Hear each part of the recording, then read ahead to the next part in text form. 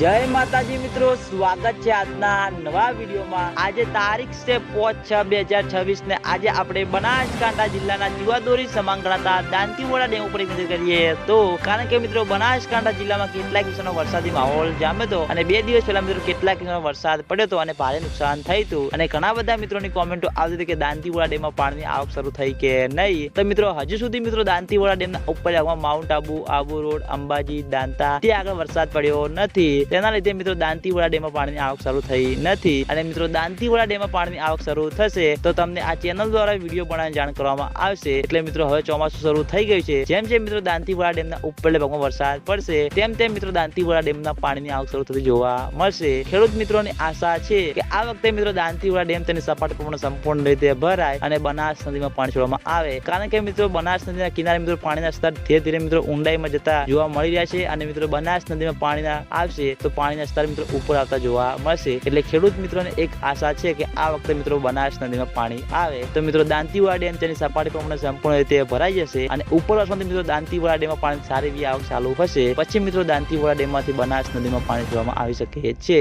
અને મિત્રો આજના વિડીયોમાં આટલું હતું। તમને બધાને આજનો વિડીયો કેવો લાગે છે કોમેન્ટ કરી દેજો અને ચેનલ ઉપર નવા હોય તો વિડીયોને લાઈક કરી દેજો, કોમેન્ટ કરી દેજો અને ચેનલને સબસ્ક્રાઇબ કરવાનું ભૂલતા નહીં। તો મિત્રો જય માતાજી।